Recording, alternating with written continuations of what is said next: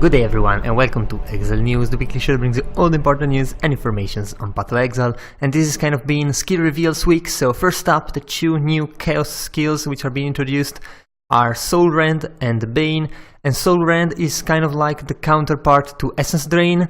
It is a projectile, waves through enemies and pierces any of the enemies hit, so it cannot chain, it cannot fork, but it always pierces.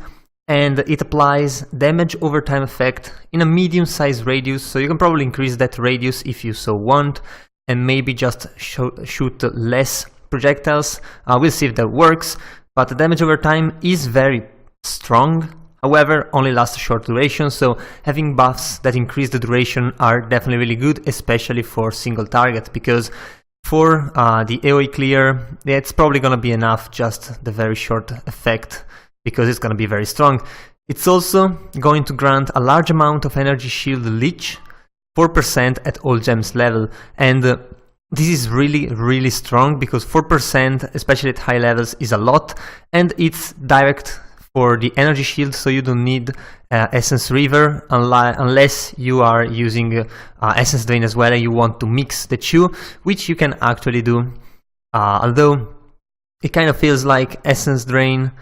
You choose either Essence Drain or Soul Rend, but we'll see how that goes if someone is going to be able to use both effectively.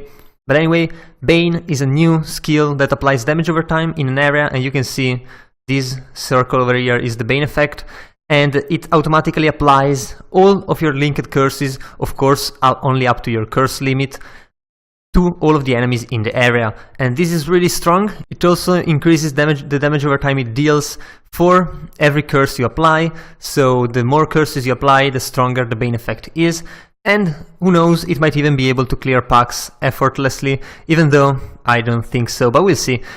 The cool thing about this is that it might be a very fast way to apply curses, and that might allow you to not use things like Blasphemy, which reserves a lot of your mana, and instead you will be able to use Malevolence and maybe even go Mind Over Matter if you so want.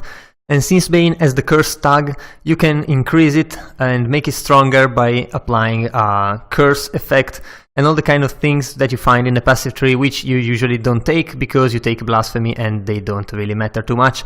But anyway, there's also going to be a little change to the Spreading Rot jewel, which is a jewel for Blight, which caused enemies hindered by Blight to take 50% increased damage, and that was way too strong of an increase, so GGG reworked that, and now all of the chaos skills can be a little bit more potent because that's been reworked, so that should work really well, and we'll see of course how strong that is, but I bet chaos skills this league are going to be extremely good.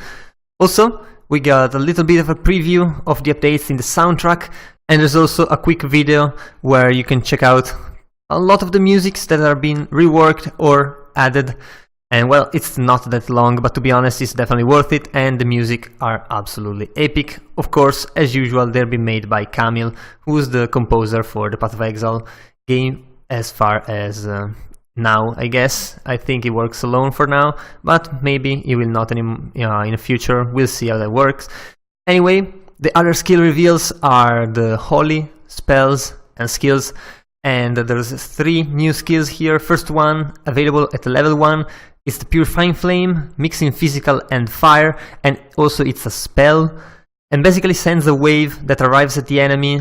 It deals damage in a circle around it, creates consecrated ground, and then it sends out damaging shockwaves that affects enemies in a large area or on any consecrated ground. To be honest, it's not exactly clear how that works. There's also a video over here, but it's way too fast and you can't really understand how it works exactly.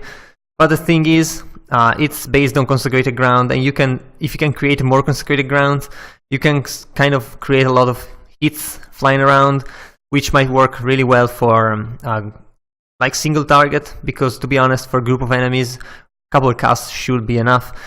Second spell, available at level 16, which mixes physical and then 25% of fire and 25% of lightning, is the Wave of Conviction, and it's pretty much a shockwave that travels from you onwards, and it has like a 60-degree angle, or probably more, I think. You can check it in the video anyway. And the shockwave can be increased by area or duration, and the bigger it is, the longer it travels. However, if you cast another shockwave or another wave of conviction, it will end the previous cast shortly after. So you can either use it once and hit a large area, or you can use it faster but you will hit a smaller area. And I really like this kind of thing because it gives versatility with the same skill without compromising the damage too much. So that's definitely really interesting. Also, Wave of Conviction applies the exposure to enemies depending on the highest elemental damage that you have. It applies either fire, lightning or cold exposure, which means granting minus 25% resistance to the enemy's hit.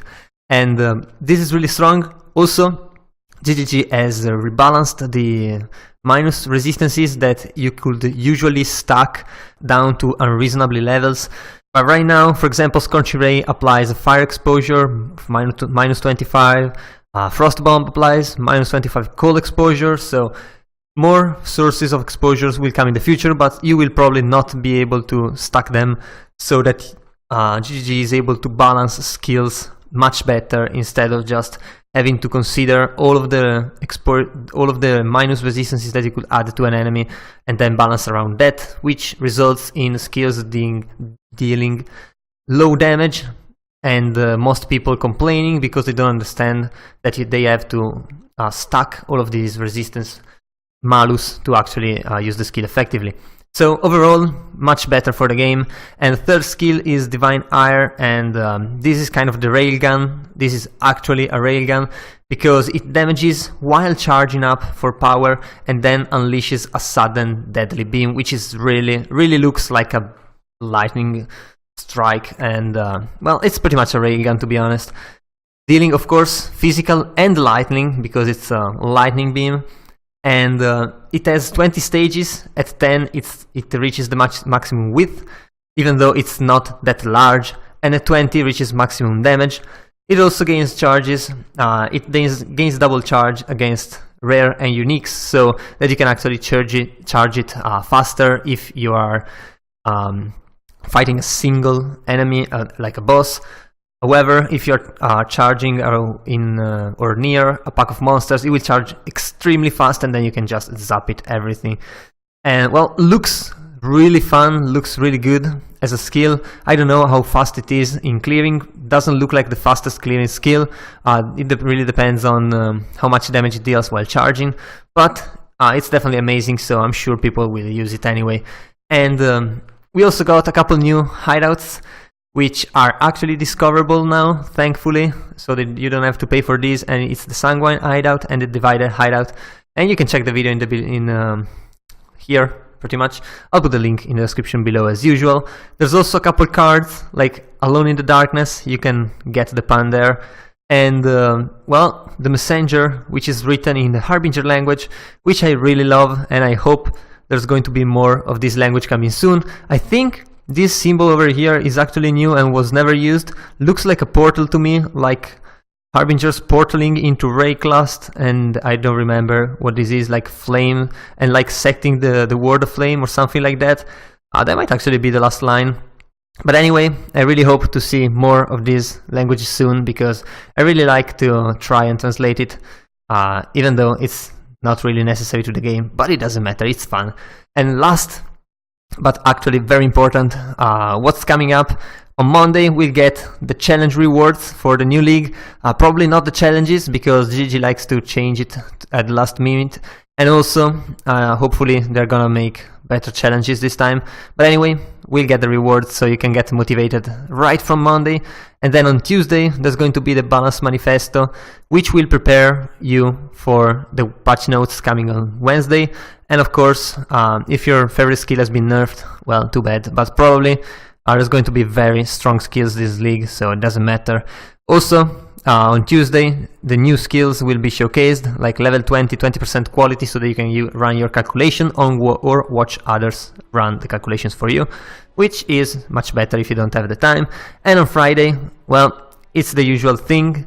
On Friday, the synthesis will launch, so you will be able to pre-download the patch and get started from like the get-go usual time as all of the other releases. So, and also Chris Wilson appeared on the Bakers podcast this Friday, which is already gone, but I'm sure you can check it out on Turkey Cat, either on Twitch or YouTube. So, well, it's Chris Wilson on a podcast, so it's definitely worth checking it out.